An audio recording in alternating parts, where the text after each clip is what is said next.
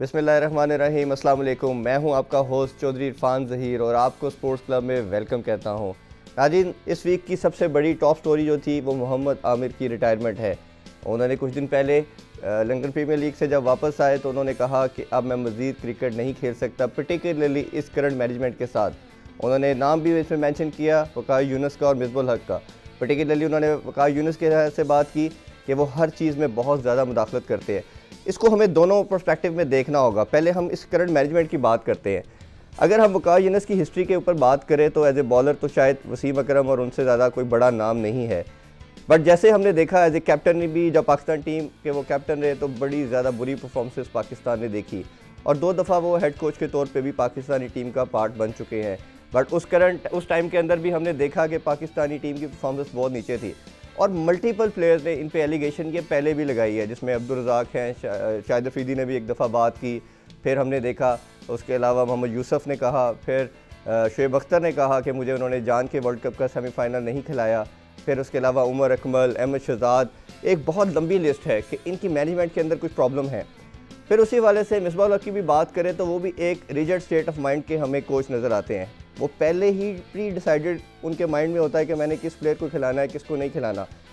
ये बात बिल्कुल जस्टिफाइड हमें नज़र आती है आमिर की कि आप 35 लोगों का स्क्वाड अनाउंस करते हो और उसमें अगर मोहम्मद आमिर जैसे बॉलर को ना रखा जाए, जिसको हमने देखा कि उन्होंने जैसे चैम्पियन ट्रॉफी जिताई, इसी तरह कराची किंग्स के अंदर जो पहला प्ले ऑफ था उसमें जो ओवर किया उन्होंने, सुपर ओवर, वो अपनी टीम को उन्होंने फतह दिलवाई। और ये बात भी वैलिड है कि आपकी सबसे बड़ी लीग हो रही है और आप टीम का अनाउंस प्ले ऑफ और फाइनल से पहले कर देते हैं। तो ये छोटी छोटी चीज़ें थी। इस हवाले से हमने मल्टीपल टाइम ये डिस्कशन की कि इसका सिस्टम कोई ऐसा होना चाहिए कि चाहे किसी भी जगह पे कोई बंदा है, चाहे वो हेड कोच है, बॉलिंग कोच है, चीफ सेलेक्टर है, तो काउंटेबल होना चाहिए। द अब्यूज़ ऑफ पावर हमेशा प्रॉब्लम क्रिएट करती है। मोहम्मद आमिर ने जो बात की उस पर हम ये तो ज़रूर बात कर सकते हैं, डिबेटेबल है कि उनका जो फोरम था, उनका जो मेथड था, दैट वाज नॉट अप्रोप्रिएट। उनको एक प्रॉपर सिस्टम के तहत बात करनी चाहिए थी। और ये हमेशा हमने सेकेंडली ये बात भी की, जो लोग मेंटली स्ट्रॉन्ग नहीं होते, पर्टिकुलरली वो प्लेयर्स, वो जल्दी अपने आप को, जैसे अभी हमने बात की, हम समी असलम की हम बात कर रहे थे, वो पाकिस्तानी क्रिकेट छोड़ के वो अमेरिका शिफ्ट हो चुके हैं और उधर से अब उनकी तरफ से क्रिकेट खेलेंगे। उसके अलावा अभी रिसेंट 4-5 और लड़कों के नाम भी आ रहे हैं कि वो भी बहुत जल्द पाकिस्तान क्रिकेट को छोड़ के दूसरे कंट्रीज़ के लिए अवेलेबल होंगे। तो ये एक बहुत बड़ा अलमिया है और जो पीसीबी का इसके हवाले से जो रिस्पॉन्स आया वो भी कोई प्रॉपर नहीं था, अप्रोप्रिएट नहीं समझा जा रहा, क्योंकि उन्होंने उसको एक्सेप्ट किया कि हम आगे किसी तरह की क्रिकेट में आपको कंसीडर नहीं करेंगे। अब मोहम्मद आमिर के पार्ट पे भी थोड़ी बात कर लेते हैं कि जैसे उनको एज ए स्पेशल केस दोबारा इंडक्ट किया गया पाकिस्तानी टीम के अंदर। आईसीसी ने भी किया, उनकी एज की वजह से उनको ये फेवर दिया, फिर पाकिस्तानी क्रिकेट बोर्ड ने भी बहुत ज़्यादा किया, पाकिस्तानी फैंस ने बहुत ज़्यादा किया, तो उनके ऊपर भी बहुत ज़्यादा रिस्पॉन्सिबिलिटी थी कम बैक के बाद कि वो एक्स्ट्राऑर्डिनरी परफॉर्मेंसेस दें। लेकिन हम समझते हैं कि 5 साल के गैप के बाद आप दोबारा जब ग्राउंड में आते हो तो थोड़ा टाइम लगता है और उन्होंने समहाउ, जैसे हमने देखा कि चैम्पियन ट्रॉफी में सिंगल हैंडली पाकिस्तान को चैम्पियन ट्रॉफी का फाइनल जितवाया, लेकिन उनकी परफॉर्मेंस के अंदर कंटिन्यूस बेसिस के ऊपर हमें वो चीज़ नज़र नहीं आई। और परफॉर्मेंस तो अच्छी नज़र आती थी, इसीलिए वो 3-4 साल से खेल भी रहे थे, बट एक कंसिस्टेंट परफॉर्मेंस नज़र नहीं आई। थोड़ा फिटनेस के मसाइल भी नज़र आए, थोड़ा पेस में भी कमी नज़र आई। लेकिन इसमें जो आगे के लिहाज से हमें चलना चाहिए, हमारा ये इसमें है कि पीएम साहब को उस पर खुद जंप इन होना चाहिए, क्योंकि वो पैटर्न इन चीफ भी हैं और आईसीसी के जो पीसीबी के चेयरमैन हैं और सीईओ जो हैं वसीम साहब, इनको भी चाहिए कि इसकी कुछ सिस्टम बनाए, चाहे क्रिकेट कमेटी बनाए, अकाउंटेबल करें, बैठाएं लोगों को, इस मसले को इंडोर हल करना चाहिए, नॉट ऑन द मीडिया। अगर आप मीडिया पे बात करेंगे ऐसे इश्यूज़ को तो ऑब्वियसली पाकिस्तान का नाम डिफेम होगा। तो हम उम्मीद करते हैं कि बहुत जल्द इस इशू को प्रॉपरली हैंडल किया जाएगा। अब बढ़ते हैं अपने first segment weekly sports round up की जानिब।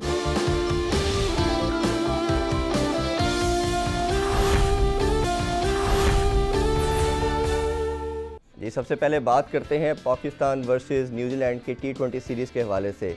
इस हवाले से 2 मैचेस हो चुके हैं, दोनों मैचेस न्यूजीलैंड ने इजीली पाकिस्तान से जीत लिए हैं। इससे पहले बात करते हैं पहले T20 जो फ्राइडे को खेला गया। पाकिस्तानी टीम ने टॉस जीता, पहले खेलते हुए 153 रन स्कोर किए, 154 का टारगेट था जो उन्होंने 7 बॉल्स पहले ही अचीव कर लिया। उस हमारी तरफ से शादाब खान बेहतर परफॉर्मेंस नज़र आई, सबसे हाईएस्ट स्कोर 42 किया, फ़हीम अशरफ ने 31 किया। फिर इसी तरह आज सेकंड T20 भी खेला गया। उसमें हम जब देखते हैं तो पाकिस्तान ने गेंद पहले टॉस जीता। टॉस जीतने के बाद 163 रन स्कोर किए, जो कि न्यूजीलैंड ने बड़े इजीली चेज कर लिए 1 विकेट के नुकसान पे।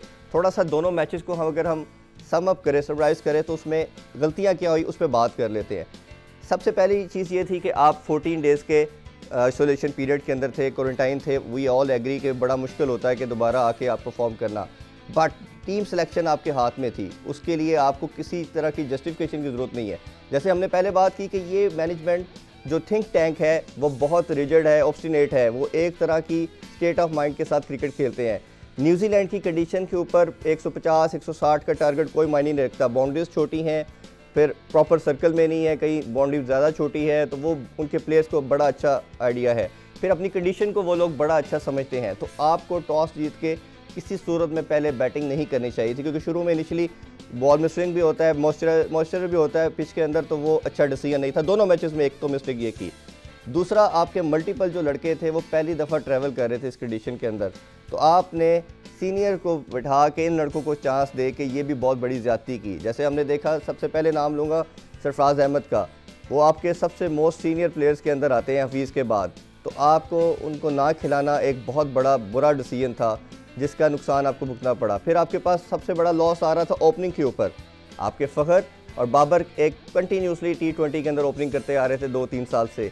अनफॉर्चुनेटली दोनों अवेलेबल नहीं थे, तो आपके पास चाहिए था कि आप किसी ऐसे लड़के को लेके आते जिसने पहले उधर खेला हुआ है। अब्दुल्ला शफीक को आपने चांस दिया, दोनों मैचेस में 0 पे आउट हुए। ऑब्वियसली ये एक जस्टिफाइड चीज़ नहीं है कि एक नया लड़का जो डोमेस्टिक में भी कुछ थोड़ा परफॉर्म किया, एक तो दम उसको टीम में इंडक्ट करना और फिर उसके बाद उसको ओपनिंग पे लेके आना।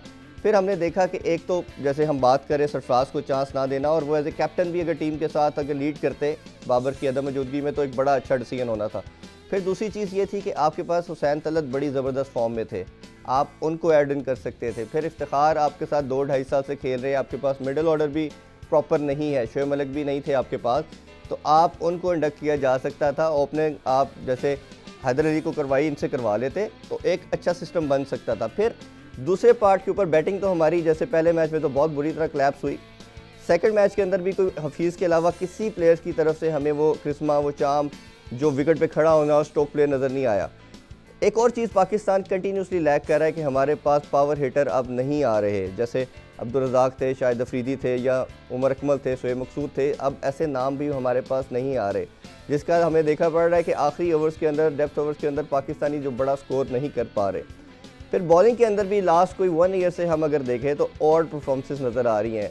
4-5 बॉलर में से कोई एक बॉलर अच्छा परफॉर्म करता है, दूसरे 3-4 नहीं कर पाते। अभी भी यही हो रहा है दोनों T20 के अंदर। अगर हम देखें तो पहले मैच में हारिस रऊफ ने अच्छी बॉलिंग की, बट दूसरे मैच में तो किसी से भी अच्छी बॉलिंग नहीं हुई। इवन दो अगर आपकी बॉलिंग, जिस तरह पाकिस्तान रनाउंड ही अपनी बॉलिंग की वजह से है, और हम जितने भी मैचेस जीते हैं वो बॉलिंग की वजह से जीते हैं, तो अनफॉर्चुनेटली जहाँ बैटिंग को हम ब्लेम कर रहे हैं, तो बॉलिंग भी हमारी एक उसी तरह सफ़र कर रही है। तो हमें ये फ्यूचर में देखने की चीज़ है कि इतने ज़्यादा कोचेज़, इतना बड़ा think tank, despite of all the thing, फिर आपकी जस्टिफिकेशन नहीं रहती इस चीज़ के हवाले से कि आप टीम सिलेक्शन तो एटलीस्ट आपके हाथ में है।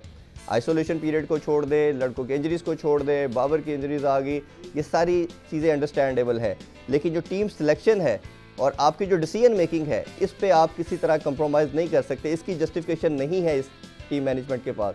बट उम्मीद करते हैं कि दोनों मैचेस में अनफॉर्चुनेटली हम हार चुके हैं, बट तीसरे मैच में जो चेंजेस रिक्वायर्ड हैं वो हों और पाकिस्तान मैच जीते। जी, अब कुछ बात करते हैं Australia versus India test match के हवाले से। नाज़रीन, ये मैच तीसरे रोज़ ही ख़त्म हो गया। थोड़ा सा इसकी समरी आपसे डिस्कस कर लेते हैं। इंडिया पहले खेला, 244 रन उन्होंने स्कोर किया। ऑस्ट्रेलिया ने अपनी फर्स्ट इनिंग्स के अंदर 191 रन स्कोर किए, 57 रन की लीड मिलती है इंडिया को।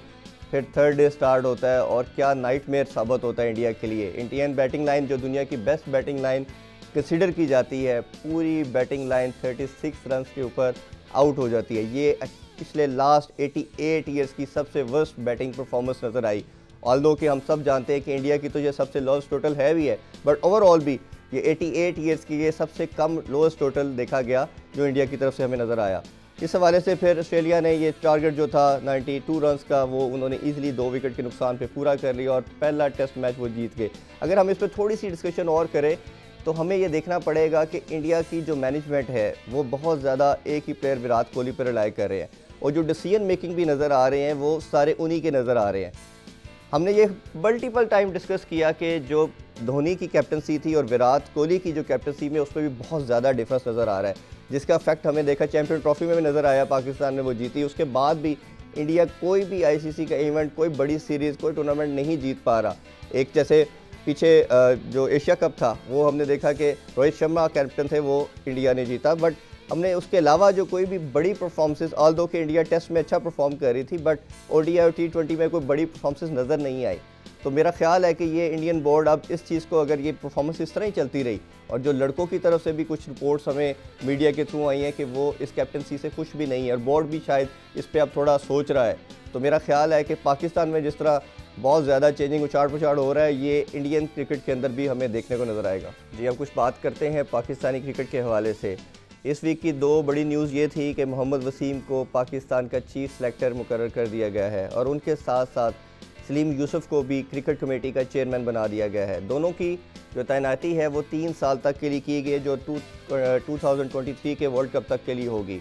और मोहम्मद वसीम की जो फर्स्ट असाइनमेंट होगी वो पाकिस्तान वर्सेस जो साउथ अफ्रीका का टूर आ रहा है जनवरी में, उसकी सिलेक्शन होगी। अब देखते हैं कि अब ये एक नई असाइनमेंट इनको मिली है। पहले वो एज ए कोच भी काम कर रहे थे, बट अब देखना पड़ेगा कि वो इसको पाकिस्तानी टीम के लिए सिलेक्शन में अपना क्या रोल अदा करते हैं। जी, आपने वीकली स्पोर्ट्स राउंड अप देखा, अब बढ़ते हैं अपने नेक्स्ट सेगमेंट गेस्ट कॉर्नर की जानिब।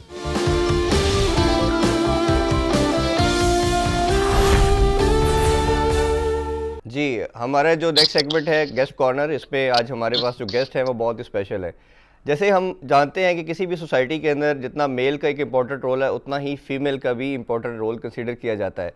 अब ग्रेजुअली स्पोर्ट्स के अंदर भी हम देख रहे हैं कि ये एक अपना मार्क रखते जा रहे हैं, और जिस तरह पर्टिकुलरली हम बात करें साउथ सब कॉन्टिनेंट के अंदर और इवन पाकिस्तान के अंदर, जितना मेल इसमें डोमिनेट थे, ग्रेजुअली फीमेल भी उतना ही इम्पोर्टेंट रोल प्ले कर रही है। हम इसी वाले से आज अपने प्रोग्राम में दावत की है वुमेन क्रिकेटर को। आलिया रियाज हमारे साथ है। कैसी है मैम, ठीक ठाक है आप? जी बिल्कुल ठीक ठाक, शुक्र है अल्लाह का। चले, दैट्स ग्रेट। अच्छा, कुछ डिस्कशन करना चाहेंगे? सबसे पहले मैं आपके अर्ली डेज़ के हवाले से जानना चाहूँगा।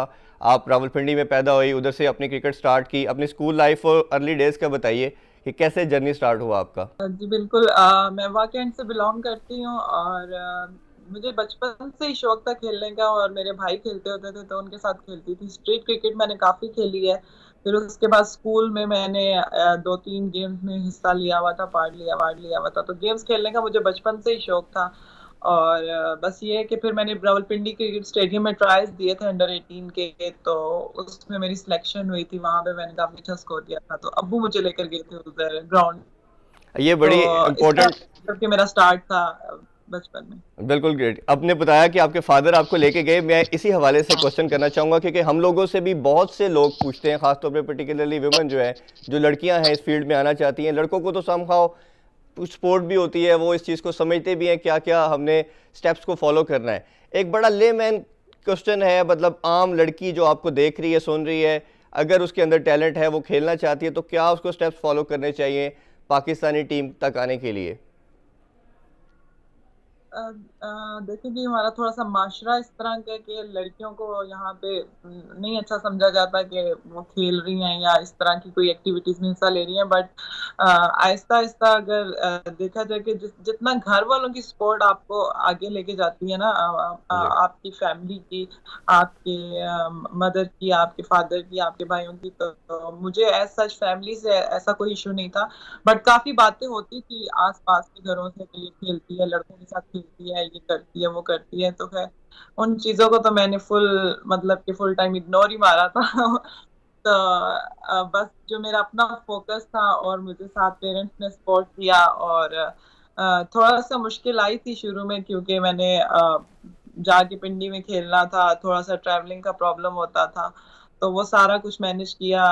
मेरी फैमिली ने मुझे काफ़ी सपोर्ट किया इस मामले में। तो मेरी यही है कि जितनी भी मतलब कि लड़कियाँ इस तरह से एक्टिविटी में या जिस तरह से स्पोर्ट्स में या किसी भी फील्ड में आगे जाना चाहती हैं, तो उनको वालिदैन की सपोर्ट भी होना बहुत ज़रूरी है। तो और जब आपको इस तरह रिकग्निशन से मिल मतलब गई, कि बच्चा जो है वो जितना उसमें टैलेंट होता है वो और मतलब कि अपनी मर्ज़ी से और उसको एक्सप्रेस कर सकता है। बिल्कुल ठीक। अच्छा, जब आपको रिकग्निशन मिल गई तो अब जो लोग क्रिटिक्स करते थे, आपके ऊपर बात करते थे, अब उनका क्या एटीट्यूड होता है? अब वो इसको अप्रिशिएट करते हैं या अभी भी उनका फोकस उसी तरह ही रहता है? है कि अक्सर मुझे इस तरह के लोग मिल जाते हैं जब मैं वापस अपना क्या कहते हैं अपने घर आती हूँ, तो अक्सर मुझे काफी मतलब कि कोई अंकल हो गए या कोई आंटी होगी, अब्बू से किसी ने पूछ लिया कि अच्छा आलिया क्या कर रही है, अब अब्बू भी बड़ी खुशी से बताते हैं उनको, तो अब वो मतलब कि मेरे बारे में पूछते हैं और उनको खुशी होती है कि ये खेल रही है क्रिकेट और इसको शौक था बचपन से ही और आगे के अच्छा, लिए, तो काफी खुशी होती है। मेरा क्वेश्चन वही उनकी है कि स्टेटमेंट चेंज हो।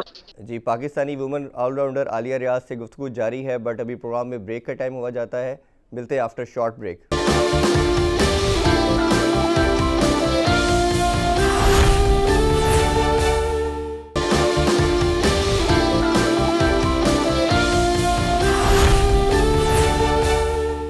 Welcome back after the break. अभी मजीद कुछ क्वेश्चन करते हैं आलिया रियाज से। क्या मैं पूछना चाह रहा था, जो लड़की आना चाह रही है उसको क्या स्टेप्स फॉलो करने चाहिए? क्योंकि स्कूल क्रिकेट आज ऑलरेडी हम देख रहे हैं कि सम हाउ ऑब्सोलीट हो चुकी है, क्लब क्रिकेट भी अब खत्म हो चुकी है, डिपार्टमेंट भी अब नहीं कर रहे। तो अब एक लड़की जो आना चाह रही है, जिसको लगता है कि मेरे अंदर टैलेंट है, वो क्या स्टेप्स फॉलो करेगी? किस तरह आके वो अपने आप को बता सकती है कि मैं पाकिस्तानी टीम में खेल सकती हूँ? हाँ, गर्ल्स के लिए थोड़ा कह सकते हैं क्योंकि जिस तरह से डिपार्टमेंट क्रिकेट भी बंद हो गई है और वुमेन्स के लिए, बट ये है कि पीसीबी ने काफी अंडर 19 अंडर 16 इस तरह के कैंप्स भी लगाने शुरू कर दिए हैं और इस तरह के टूर्नामेंट्स में भी करवाने शुरू कर दिए। अंडर 16 अंडर 19 की टीम, पाकिस्तानी टीम, तो ये एक चीज होगी कि इस तरह से रीजन में जो जहाँ पे प्राइज होंगे पीसीबी की तरफ से, तो वो गर्ल्स को चाहिए कि वो वहाँ पे अपने अपने स्टेशन पे, अगर मुल्तान से बिलोंग करती है, कोई कश्मीर से करती है, तो वो वहाँ पे जाके उन ट्रायल्स उनको उधर जाके ट्रायल्स दें ताकि वहाँ से वो सिलेक्ट होकर आगे आए। तो अभी इसमें कोई आपकी नज़र में कोई क्लब्स ऐसे नहीं है जो पर्टिकुलरली वुमेन क्रिकेट के ऊपर काम कर रहे हो? कोई ऐसी रीजन्स या कोई क्लब जो इसको लेके चले? फिलहाल ज्यादा काम तो देखा जाए तो काफी दूर से भी लड़कियां लाहौर में या कराची में जाके खेल रही हैं, तो कराची और लाहौर में काफी ज्यादा क्रिकेट हो रही है, बाकी स्टेशंस पे थोड़ी कम है, बट ये है कि पहले से काफी ज्यादा इम्प्रूवमेंट है और बाकी जगहों पे भी पीसीबी जो है वो काम कर रहे हैं। बिल्कुल ठीक है। अच्छा, कुछ आपके अब अर्ली डेज के हवाले से बात करना चाहेंगे। आपने बताया कि आपने ट्रायल दिया और आपकी सिलेक्शन हुई, उसके बाद आपकी एक बड़ी वुमेन चैम्पियनशिप एक होती है लाहौर के अंदर और आप 171 की एक अनबीटन इनिंग्स खेलते हैं, उसमें एक बड़ा नाम आपका प्रोमिनेंट आता है और वही रीज़न बनता है आपकी टीम के अंदर पिक होने का। उस इनिंग्स का पहले बताइएगा थोड़ा। में और मैंने 171 या 150 ऐसे ही समथिंग किया था, कोई 84 बॉल्स पे, जी। और एबटाबाद रीजन के अगेंस्ट किया था, मैं लाहौर की तरफ से खेल रही थी, तो वहां से फिर मेरा कैंप में नाम आया था 25 गर्ल्स में। जिस तरह से पाकिस्तान टीम का टूर पे जाने से एक कैंप लगता है 25 गर्ल्स या 20 गर्ल्स का, जो सिलेक्टेड होती हैं ऑल पाकिस्तान से, तो उसमें मेरा नाम आया था। और फिर जब मैंने एबटाबाद में ट्रायल्स मैचेस थे, 3 to 4 मैचेस थे, फिर उसमें मैंने थ्रू आउट जो है वो कैंप जो है वो मैंने बहुत अच्छा परफॉर्म किया था और फिटनेस भी मेरी अच्छी थी, और throughout camp as a batting मैंने थ्रू आउट कैंप मतलब कि आउट क्लास परफॉर्म किया था, जिसकी वजह से वहां से फिर मेरा नाम आया था। अच्छा, तो 2014 वो फीलिंग्स बताइए जब फर्स्ट टाइम टीम के अंदर अनाउंस हुआ कि आप टीम के लिए पिक हो गई हैं। अपनी फीलिंग्स बताइए, अपने घर वालों की, फैमिली का बताइए, उनका क्या रिस्पॉन्स था? फैमिली काफी खुश थी क्योंकि मैं 2-3 साल से लाहौर में थी, तो सच ऐसी प्रोग्रेस नहीं थी, तो थोड़ा सा था कि फैमिली कहती थी कि अभी तक तो कुछ नहीं किया, तो मतलब कि वापस आ जाओ, वापस मतलब कि वाकई वापस आ जाओ यहाँ पे अपना ये वो। तो वो जो था कि लास्ट फिर मैं किनेट कॉलेज चली गई थी, थोड़ा सा प्रॉब्लम हुआ था, फिर जब मैं किनेट गई वहां पे मैंने 1 साल पूरा 2013 से 2014 के एंड तक वहां पे मैंने 1 साल की काफी मेहनत की। सरफान ने मुझे काफी ट्रेनिंग करवाई थी, तो देन जब मेरा कैंप में नाम आया तो मेरी परफॉर्मेंस भी बहुत अच्छी थी। ये क्रेडिट उनको भी जाता है, कोच को भी, क्योंकि उन्होंने उस साल मेरे पे बहुत काम किया था। तो वहां से मैं जो कह कि जब मेरा टीम में नाम आया था और मेरे घर वाले भी खुश थे काफी ज्यादा, और मैं तो खुश थी क्योंकि मेरे लिए बहुत बड़ी अचीवमेंट थी जो मैं चाहती थी कि मुझे पाकिस्तान के लिए खेलना है, उसके लिए परफॉर्म करना है, जी तो बिल्कुल। अच्छा, इसमें काफी। एक जनरल क्वेश्चन ये भी है कि जो क्रिकेटर्स होते हैं या कोई भी स्पोर्ट्समैन होते हैं, पर्टिकुलरली एशिया के अंदर हमने देखा है, सब कॉन्टिनेंट के अंदर वो स्टडी से काफ़ी दूर होते हैं। माशाल्लाह आपने स्टडी भी साथ कंटिन्यू की, तो ये बताइए तो उसमें कितनी हेल्पफुल होती है ये चीज़, क्योंकि प्लेयर एम्बेसडर भी होता है अपने कंट्री का। तो वो आप बताइए कि इसको कैसे लेके आपने चले दोनों चीज़ों को पैरेलल, और कितनी इंपॉर्टेंस है वो स्पोर्ट्स के साथ उसकी। ऐसा है कि मैंने जो अपना जो इंटर है वो वाकई से ही किया था। उसके बाद फिर मैंने जो अपना एफए है वो इस्लामाबाद कॉलेज से किया था। मैं इस्लामाबाद आ गई थी। देन मैं इस्लामाबाद से फिर मुझे मैं लाहौर निकल आई थी क्रिकेट के लिए, और लाहौर से मुझे कॉल आई थी कि आप इधर आ जाइएगा, मतलब कि आपको अच्छी गेम्स खेलनी है या स्पोर्ट खेलनी है। तो फिर वहां भी मैं स्कॉलरशिप पे चली गई थी। तो इस तरह से मतलब कि, और साथ पढ़ाई का ये था कि काफी मुश्किल था, क्योंकि ग्राउंड में पूरा टाइम रहना और फिर पढ़ाई को देखना तो काफी ज्यादा मुश्किल होती थी। पर जो मेरे टीचर्स थे बहुत ज्यादा सपोर्टिव थे, और उन्होंने मुझे कह लेंगे एक कमरे में बंद करके भी पढ़ाया हुआ है। तो मुझे इसलिए भी प्रॉब्लम नहीं हुई क्रिकेट खेलने में, क्योंकि मैं हमेशा से ये है कि मैं कभी फेल नहीं हुई थी। तो मुझे यही था कि मैं पास हो जाऊं किसी तरह से क्लास, अपना जो है वो आगे जाती जाऊं।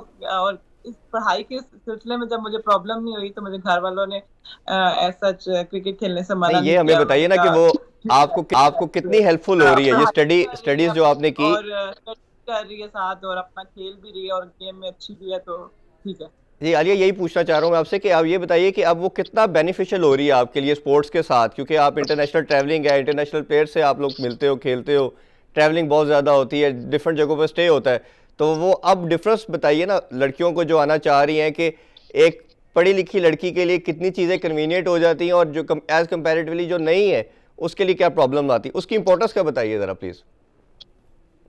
जी देखिए, जितना ज्यादा नॉलेज होता है आपको उतना ही ज्यादा चीजें आसान हो जाती हैं आपके लिए। तो बस यही है कि जितनी एजुकेशन हासिल की जाए, गेम के साथ साथ एजुकेशन भी होना जरूरी है, क्योंकि एट द एंड आपके पास एजुकेशन होती है। तो जितनी आपकी एजुकेशन होगी मेरे ख्याल से आपको आगे प्रॉब्लम्स नहीं होंगी। तो ये चीज हमें समझनी चाहिए, इस बात को हमें समझना चाहिए, और इस तरह से कि आप अपनी गेम को भी कंटिन्यू करें और आप अपने साथ पढ़ाई को भी कंटिन्यू करें। तो ये काफी आगे इसका फायदा है, क्योंकि एज अ क्रिकेटर हम पूरी जिंदगी क्रिकेट नहीं खेल सकते, और एक टाइम आता है जहाँ पे हमने बस कर देनी होती है, और फिर हमारी जो एजुकेशन होती है वही हमें लेके आगे जाती आप जैसे पाकिस्तान की तरफ से 27 ओडीआई खेले और T20 42 खेले, लेकिन असल क्रिकेट जैसे वी ऑल नो कि वो टेस्ट क्रिकेट होती है, जितने मेल क्रिकेटर भी इस पे बात करते हैं, इवन आप भी समझते होगे कि असल किसी भी प्लेयर का टैलेंट का पता चलना, उसकी वर्थ का पता चलना, वो टेस्ट क्रिकेट ही असल चैलेंज है। तो विमेन क्रिकेट के अंदर 1934 में पहला टेस्ट हुआ, अभी लास्ट 3 इयर्स के अंदर भी सिर्फ 2-3 टेस्ट मैचेस हुए, वो भी ऑस्ट्रेलिया वर्सेस इंग्लैंड हमने देखा, बट पाकिस्तानी ऐसा जिसमें कोई अभी नहीं खेल पाया। तो उसके लिए कितनी ईगर है, और इंटरनेशनल आईसीसी कितनी इसमें वुमेन क्रिकेट के साथ टेस्ट क्रिकेट को अटैच करने के लिए क्या काम कर रही है, कोई डेवलपमेंट है उस हवाले से। है। आप वुमेन्स के हवाले से बात जी कर रहे जी हैं, जी मेंस बिल्कुल। की बात कर जी रहे जी, हैं? विमेन विमेन क्रिकेट के वुमेन्स हवाले से जी। क्रिकेट है ही नहीं ना। जी जी, मैं वही कह रहा हूँ ना कि उसमें बहुत कम 3 सालों में सिर्फ 2-3 टेस्ट मैचेस हुए। तो क्या उसके अंदर कोई डेवलपमेंट हो रही है या नहीं हो रही। अ, इस डेवलपमेंट मेरे ख्याल से टेस्ट क्रिकेट में डेवलपमेंट और मजीद हो रही है, आहिस्ता आहिस्ता वक्त के साथ साथ। पर ये है कि जितनी टेस्ट क्रिकेट होती है, आप वाली बात है कि उतना ही प्लेयर जो है वो बनता है। अच्छे अच्छे प्लेयर्स बनते हैं उसमें, क्योंकि लॉन्ग क्रिकेट खेलने से ही आपको काफी पता चलता है। अच्छा, मैं कुछ बात करना चाहूँगा आपकी पर्सनल परफॉर्मेंस के हवाले से। आप जैसे हम जानते हैं कि आप बैटिंग भी बड़ी ज़बरदस्त करती हैं और बॉलिंग में भी बड़ा आपने अच्छा परफॉर्म किया हुआ है। तो आप खुद अपने आप को as a batting allrounder consider करते हैं या बॉलिंग ऑलराउंडर करती है, क्योंकि नॉर्मली जो लड़कियां होती हैं वो स्पिन बॉलिंग करती है, आपका पेस भी अच्छा है, और प्लस आपने बैटिंग के अंदर भी बड़ी ज़बरदस्त परफॉर्मेंसेस की हुई और हार्ड हिटर के तौर पर भी है। तो आप पर्सनली एज ए ऑलराउंडर अपने आपको कहाँ देखते हैं कि आप ज़्यादा अच्छी बैट्समैन हैं या बॉलर। आती शुरू से जो है वो मैं एज अ बैटर टीम में आई थी, और साथ साथ मैं बॉलिंग करती थी। और मैं बेसिकली बैटिंग ऑलराउंडर ही हूँ, बट मैं मुझे अपना प्रॉपर जो है, जैसे एक ऑलराउंडर प्रॉपर होता है कि अगर उसको देखोगे, अगर वो बॉलिंग करा रहा है तो लगे बॉलर है, बैटिंग कर रहा है तो लगे बैटर है। तो मुझे मेरा जो अपना गोल था वो यही था कि मैं इस तरह की प्लेयर बनूं कि मैं बॉलिंग करूं तो लगे बॉलर है, और बैटिंग करूं तो लगे बैटर है। तो ऐसा ऑलराउंडर मुझे बनना था। तो वही उसी पे मैं अभी भी काम कर रही हूँ, और उसी पे कोशिश है कि इस तरह की मतलब की परफॉर्मेंसेस दूं जिससे प्रॉपर ऑलराउंडर परफॉर्मेंसेस दूं कि उस पे फर्क नहीं रहा है कि मैं बैटिंग ऑलराउंडर हूँ या बॉलिंग ऑलराउंडर। वैसे जो मुझे शौक था वो मैं एज अ बैटर आई थी और एज अ बैटिंग ऑलराउंडर ही मैंने खेलना स्टार्ट किया था। अच्छा, एक एक चीज़ बड़ी पूछी जाती है वुमेन क्रिकेट के हवाले से कि हमें ऑड विक्ट्रीज तो नज़र आती हैं, बट कोई आईसीसी का टूर्नामेंट हमारी टीम नहीं जीती, कोई कंसिस्टेंट परफॉर्मेंस हमें देखने को नज़र नहीं आती। आप क्या रीज़न समझती, क्या स्किल लेवल की कमी है, या फिटनेस का इशू है, या कोई भी ऐसा मसला, कोई स्किल में ऐसा प्रॉब्लम है कि मेंटली स्ट्रांग नहीं है लड़कियां, कि हम कंसिस्टेंट परफॉर्मेंस नहीं दे पा रहे वुमेन क्रिकेट के अंदर हम कंपैरिजन करते हैं मेल क्रिकेट से? उधर तो हमें ऑन एंड ऑफ अच्छी परफॉर्मेंसेस नज़र आती हैं, तो उसका क्या आपको मेजर फैक्टर नज़र आता है? पहले कह सकते हैं कि पहले से काफी ज्यादा इम्प्रूवमेंट है वुमेन्स क्रिकेट में। आप देखेंगे कि साउथ अफ्रीका के साथ लास्ट जब हमने सीरीज खेली थी तो काफी अच्छी मुकाबला उनके साथ हुआ था। हमने ओडीआई टाई भी किया था, T20 एक हम जीते थे एंड सीरीज वो वॉन कर गए थे। T20 के ओडीआई हमने टाई की थी। वेस्ट इंडीज के साथ जो हमने सीरीज खेली है उसमें भी प्रोग्रेस है कि हम पहले से ये है कि अब वनडे हो या T20 हो, बड़ी टीम्स को टफ टाइम देना शुरू हो गए हैं और कुछ मैचेस ऐसे होते हैं कि हम जीत भी जाते हैं उनसे और जीतते हैं। कोशिश हमारी यही होती है। पहले से काफी ज्यादा इम्प्रूवमेंट है। फिटनेस के हवाले से भी लड़कियों में काफी ज्यादा इम्प्रूवमेंट हुई है। पहले से थोड़ा जो है वो फील्डिंग में लैग करते हैं हम लोग, तो मेरे ख्याल से हमारी फील्डिंग पे और मजीद काम हो सकता है जिससे हम ये चीजें भी कवर कर सकते हैं। बिल्कुल ठीक। अच्छा, मैं कुछ कोचिंग के हवाले से बात करना चाहूँगा। पहले आपके कोच थे मार्क कोल्स, मैं उनसे पर्सनली मिला भी, देखा भी जिस तरह वो आप लोगों के साथ डेडिकेटेडली काम कर रहे थे। उनका बड़ा अच्छा टेन्योर गुजरा और उसमें बहुत अच्छी आउटस्टैंडिंग परफॉर्मेंस तो नहीं मिल सकी, लेकिन काफ़ी बेहतर थी। अभी मेरी लास्ट वीक डेविड हेम्प साहब से भी मुलाकात हुई, उनसे भी कुछ बात जनरली डिस्कशन हुई, उन्होंने बताया कुछ अपने प्लान्स बताए, तो वो भी बड़े ईगर नज़र आ रहे हैं सारे वुमेन क्रिकेट के हवाले से। तो दोनों के साथ कोचिंग में कुछ कंपैरिजन बताना चाहें या उनके साथ खेलने का एक्सपीरियंस बताना चाहें आप? मार्क कोल्स के साथ काफी अच्छा टाइम गुजरा है और उनसे भी काफी कुछ सीखने को मिला और काफी अच्छी क्रिकेट खेली हमने उनके टाइम पीरियड पे। वो एक अलग मतलब कि वो अपना स्टाइल था उनका कोचिंग का, और जो अभी डेविड आए हैं इनका अपना स्टाइल है एक कोचिंग का। तो हर कोच मतलब कि डिफरेंट होता है। उस हर कोच का एक अपना स्टाइल होता है, तो वो उनके साथ काफी अच्छा टाइम स्पेंड हुआ। और अभी जब डेविड आए हैं तो इनके साथ अभी थोड़ा सा टाइम ही स्पेंड हुआ है, तो जितना हुआ है उसमें हम हमारी जो मिस्टेक है या हमने जिन चीजों पे काम करना है तो वो हम लोग उनके साथ कर रहे हैं और काफी मजा भी आ रहा है। अच्छा, इसमें थोड़ा सा कैप्टनसी के हवाले से बताइएगा कि एक वुमेन क्रिकेट के अंदर कैप्टन, जैसे पहले अभी बिस्मा मरूफ काफ़ी टाइम से हैं, तो वो आप लोगों को कैसे लेके चल रही हैं, कितना कॉन्फिडेंस देती हैं, और आप लोगों का एक जो इंटरनल एटमॉस्फेयर है, पूरी टीम का एनवायरनमेंट कैसा है टीम का, उस हवाले से भी शेयर करें। बिस्मा काफी अरसे से टीम के साथ खेल रही हैं और अब एज अ कैप्टन लीड कर रही हैं, तो उनके साथ हम लोगों ने काफी मैचेस खेले हैं। बहुत ही कह लें कि मैं बहुत ही फ्रेंडली हैं और काफी अच्छा एज अ कैप्टन लीड कर रही हैं टीम को इस टाइम। और एज सच ऐसी हेजिटेशन नहीं है के साथ के प्रॉब्लम होता हो। बिल्कुल फ्रेंडली माहौल होता है हमारी टीम का और काफी कह लें कि एक्सपीरियंस रखती हैं वो। सना के साथ काफी अर्सा उन्होंने एज अ वाइस कैप्टन जी। टीम की कैप्टनसी की है, तो अब एज अ कैप्टन काफी अच्छा लीड कर रही तो हैं। सना मीर से कोई डिफरेंशिएट करती हैं उन दोनों की कैप्टनसी में, कौन ज़्यादा एग्रेसिव क्रिकेट खेलता था? एग्रेसिव क्रिकेट बिस्मा भी अपनी बैटिंग या अपनी गेम को लेके बहुत पॉजिटिव है और सना बाजी भी अपनी बॉलिंग ऑलराउंडर थी और वो बड़ी जबरदस्त अपनी क्या कहते हैं परफॉर्मेंस भी और एक टीम को लेके चलना। उनकी 10 साल बहुत ज्यादा उन्होंने मतलब कि अरसा इसमें का वुमेन्स क्रिकेट को काफी आगे लेकर गई हैं वो, और उन्हीं की वजह से वुमेन क्रिकेट काफी आगे गई है। तो उनका एक अपना लेवल था और बिस्मा तो खैर अभी से स्टार्ट हुई है, तो अभी आहिस्ता आहिस्ता ये भी अच्छी और अच्छी मजीद अच्छी होती जाएंगी। बिल्कुल। अच्छा, कुछ अपनी डाइट की और जो ट्रेनिंग का भी बताइए कि जैसे लड़कों के तो हमें समहाउ आइडिया है कि वो कितने घंटे प्रैक्टिस करते हैं, उनका जिम सेशन कितनी देर का होता है, रनिंग कितनी देर करते हैं, बट वुमेन क्रिकेट के हवाले से हमें कभी कुछ पता नहीं चला ना, पर्टिकुलर डाइट का। तो वी ऑल नो कि डाइट कॉन्शियस है लड़कियां लड़कियां और आप लोग भी ऑब्वियसली होते होंगे स्पोर्ट्समैन के अलावा भी। तो उसके हवाले से बताइए कि आप उन चीज़ों को कैसे कंसिडर करती है, कितनी देर आपकी प्रैक्टिस होती है, और डाइट में क्या चीज़ों को, चार्ट को फॉलो करते हैं या सब कुछ ऐसे ही चलता है?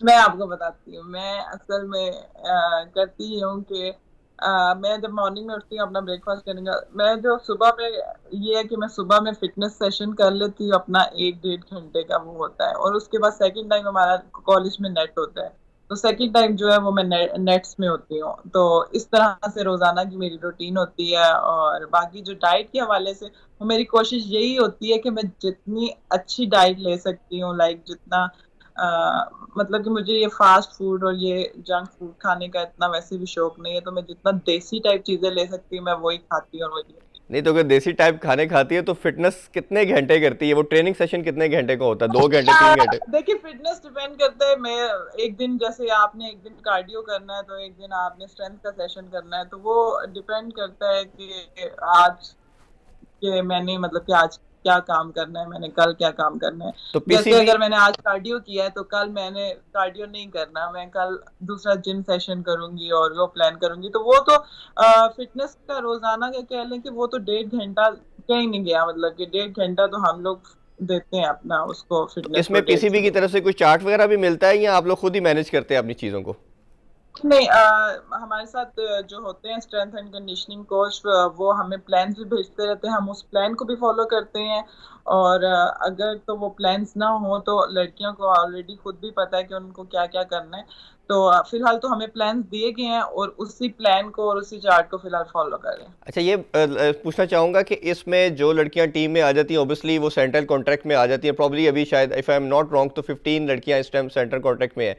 तो डिपार्टमेंट अभी जैसे ख़त्म हो चुके हैं, तो इससे पहले क्या डिपार्टमेंट भी इसको या रीजन भी टेक केयर करते थे लड़कियों को, या सच उनके लिए बड़ी मुश्किल थी इस हवाले से? लगता है कि वुमेन क्रिकेट को काफी डिपार्टमेंट से सपोर्ट थी, क्योंकि अभी सिर्फ जिस तरह कॉन्ट्रैक्ट में जो लड़कियां कॉन्ट्रैक्ट में नहीं है तो उनका तो काफी ज्यादा प्रॉब्लम होती है उनको, हम्म। और कुछ बहुत ज्यादा कह लें दूर दराज से आती हैं, कुछ अपना लोकल आती हैं, कुछ कैसे आती हैं, तो काफी लड़कियों को थोड़ी इस हवाले से प्रॉब्लम है, क्योंकि जब से डिपार्टमेंट क्रिकेट बंद हुई है तो काफी जो लड़कियां जिनके कॉन्ट्रैक्ट नहीं है पीसीबी के साथ, तो उनको काफी प्रॉब्लम हो रही है। तो मेरे ख्याल से ये चीजें भी ओवरकम होनी चाहिए। और डिपार्टमेंट क्रिकेट जो है वो काफी हेल्प करती थी वुमेन वुमेन क्रिकेट को, क्योंकि ऑलरेडी वुमेन्स के डिपार्टमेंट्स और वुमेन्स की क्रिकेट इतनी है ही नहीं, तो मेरे ख्याल से डिपार्टमेंट क्रिकेट को नहीं बंद होना चाहिए था। जी नाजरीन, आपने आलिया रियाज की गुफ्तगू सुनी। उम्मीद करते हैं आपको आज का शो बहुत पसंद आया होगा। हमें अपना कीमती फीडबैक देते रहिएगा। इंशाल्लाह मुलाकात होगी आपसे नेक्स्ट वीक। टेक केयर, अल्लाह हाफिज़।